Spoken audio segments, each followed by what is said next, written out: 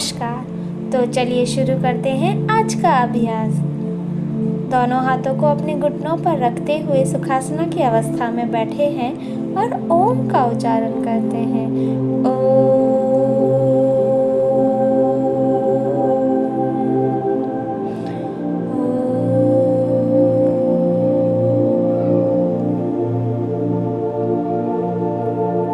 अपनी आंखों को धीरे से खोल दीजिए। अब हम अपने आसन की तरफ चलते हैं। मैट पर लेट जाइए। अपने एक पैर को ऊपर कीजिए। अपना राइट लेग ऊपर करते हुए अपने हाथों की सहायता से अपने पैर के अंगूठे को पकड़िए और हो सके अपने घुटने को सीधे रखने की कोशिश कीजिए। आपको अपनी गर्दन को बीच में से थोड़ा सा ऊपर उठाना है। यदि आपका पैर सीधा न हो रहा हो तो अपने घुटने को यानी अपने दूसरे घुटने को थोड़ा मोड़ सकते हैं। अब हम अपने दूसरे पैर पे ही आसन करेंगे। अपने पैर को सीधा रखते हुए अपने हाथ की सहायता से अपने पैर के अंगूठे को पकड़ेंगे। इस आसन को अनंतासन कहते हैं। अपने दूसरे पैर के घुटने को थोड़ा मोड़ के रख सकते हैं। अपनी गति के हिसाब से हम ये आसन करते रहेंगे। अपनी सांसों को नॉर्मली लेते हुए अपने घुटने को थोड़ा आप मोड़ सकते हैं। आपको अपनी बॉडी पर किसी भी तरीके का कोई एक्स्ट्रा प्रेशर नहीं डालना है। इस आसन को करने से हमारे पैरों में मजबूती आती है और हमारे कूल्हों में भी बहुत अच्छी फ्लेक्सिबिलिटी आती है। ध्यान रहे आप अपनी बॉडी पर किसी तरीके का कोई एक्स्ट्रा प्रेशर नहीं डालेंगे। जितना हो सके आपके उठे हुए पैर को आप सीधा रखने की कोशिश करेंगे और जो मैट पर है पैर वो थोड़ा मोड़ सकते हैं। अब हम अपने अगले आसन की तरफ चलते हैं जो कि है गरुड़ासन। मैट पर दोनों पैरों को फैला दीजिए और एक पैर को घुटने से मोड़ते हुए 90 डिग्री में रखिए और दूसरा पैर अपनी मैट पर फैला हुआ होना चाहिए और अपने दोनों हाथों को क्रॉस करते हुए मैट पे रख दीजिए।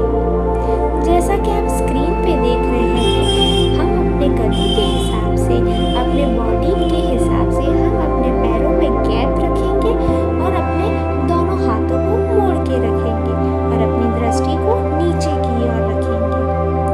इस आसन को करने से हमारी मांसपेशियों में स्ट्रेच होता है, पेट के अंगों को टोन करता है ये आसन। अब हम ये आसन अपने दूसरे पैर की तरफ, एक पैर यानी हमारा दूसरा पैर जो सीधा था अब हम वो पैर मोड़ देंगे और जो मुड़ा हुआ था उसे सीधा कर देंगे और अपने हाथों को मोड़कर मैट पर रख देंगे। इस आसन को करने से हमारे ऊपरी हिस्से को फैलाव मिलता है और संतुलन में सुधार भी आता है। इस आसन को करने से गठिया रोग में बहुत अच्छा फायदा मिलता है। गठिया रोग के पेशेंट यदि इसे नियमित रूप से करते हैं तो उनको काफ़ी लाभ मिलेगा। हम अपनी गति के अनुसार इसे अपने आसन को निरंतर करते रहेंगे। इस आसन को करने से हमारे पैर कूल्हों को ढीला करता है और अधिक लचीला बनाता है। यह आसन हमें बड़े ही आराम से करना है। अपनी सांसों को नेचुरली लेते रहिए और आसन को निरंतर रखिए। किसी भी तरीके का कोई प्रेशर अपने शरीर पर नहीं डालना है और इस आसन को हम बड़े ही आराम से और आनंद लेते हुए करते रहेंगे।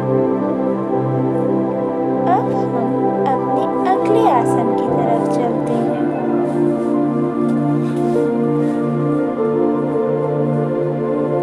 मैट पर आप देख सकते हैं अपने मैट पर हमने अपने घुटनों को एक घुटना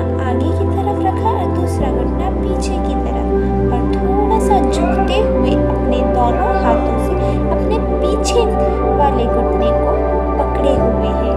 जैसा कि आप स्क्रीन पे देख सकते हैं कि हमने किस तरीके से अपने हाथों की सहायता से अपने घुटने को पकड़ रखा है। ध्यान रहे, हमें अपने दोनों घुटनों को बिल्कुल भी नहीं मोड़ना है। इस आसन को हम अब अपने दूसरे पैर, जो हमारा पैर पीछे की तरफ था, अब वो हम आगे की तरफ रख रहे हैं, और जो आगे की तरफ था वो हम पीछे की तरफ रख रहे हैं। और पीछे वाले घुटने को ही हमें अपने हाथों से पकड़ना है। अपने दोनों हाथ घुटने पे होना चाहिए। यह आसन हमारे पेट के अंगों को टोन करता है और हैमर्टिंग की मांसपेशियों को स्ट्रेच देता है। इस आसन को करने से हमारी रीढ़ की हड्डी और कुल्हों में लोच में सुधार आता है, और तो और ये हमारी मांसपेशियों को भी फैलाता है। इस आसन को करते समय हमें अपनी सांसों को नेचुरली लेते रहना है, और ये हमारे कुल्हों में संयुक्त गतिशीलता में सुधार भी लाता है। नॉर्मली सांस लेते हुए हम अपने अगले आसन की तरफ चलते हैं, जो कि है स्कंदासन का वेरिएशन, एंजल पोज। अपने एक पैर को अपने दूसरे पैर के घुटने के पीछे रखते हुए अपनी कमर को थोड़ा सा नीचे की तरफ झुकाएंगे और अपने हाथों को बाहर की ओर फैला देंगे। अब हम अपने एक दूसरे पैर को नीचे रखेंगे और पहला जो पैर जो नीचे है उसे ऊपर उठाते हुए अपने घुटने के पीछे रखने की कोशिश करेंगे। बैलेंस बनाते हुए अपने हाथों को बाहर की ओर फैलाएंगे और कमर को नीचे की ओर रख देंगे। इस आसन को करने से हमारे संतुलन में सुधार आता है और हमें चुनौतीपूर्ण पोज करने के लिए लचीलापन को बढ़ाता है। अब चलिए हम अपने अगले आसन की तरफ चलते हैं। मैट पर बैठ जाइए। सुखासना की अवस्था में बैठते हुए हमें अपने एक पैर को ऊपर की ओर लेना है और अपने हाथ को मोड़ के अपने पैर के तलवे को पकड़ना है। आप देख सकते हैं स्क्रीन पे हमने अपने एक पैर को अपने शरीर से टच किए हुए रखा है और दूसरे पैर को घुटने से मोड़ते हुए ऊपर रखा है और अपने हाथ की सहायता से तलवे को पकड़ रखा है। इस आसन को सुखासना का वेरिएशन है। इस आसन को करने से हमारी रीढ़ की हड्डी मजबूत होती है और कॉलर बोन और छाती भी चौड़ी होती है। मन शांत रहता है, मानसिक तनाव दूर होता है, कुल्हों को खोलता है। इस आसन को करते रहने से हमारे टखनों और घुटनों में फैलाव आता है और पीठ हमारी मजबूत होती है।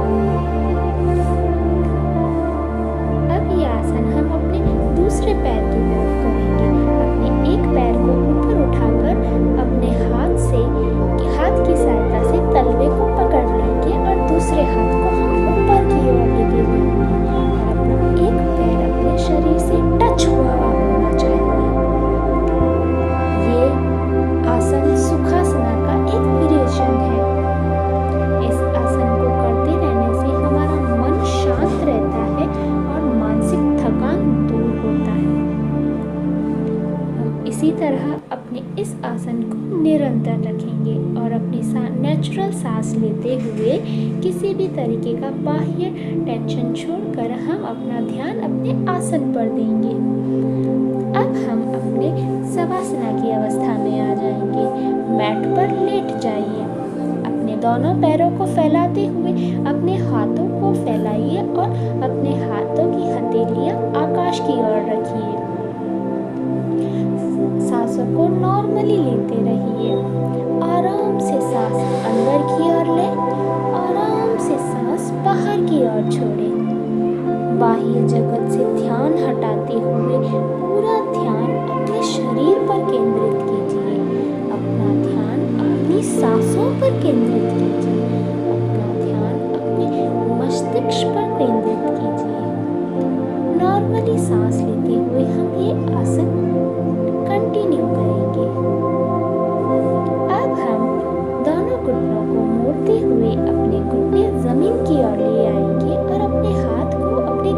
के नीचे रख देंगे।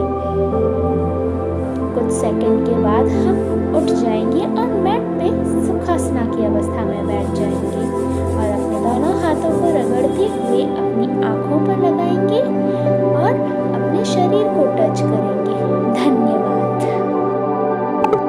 Like, subscribe, bell icon, share and comment करना ना भूलें।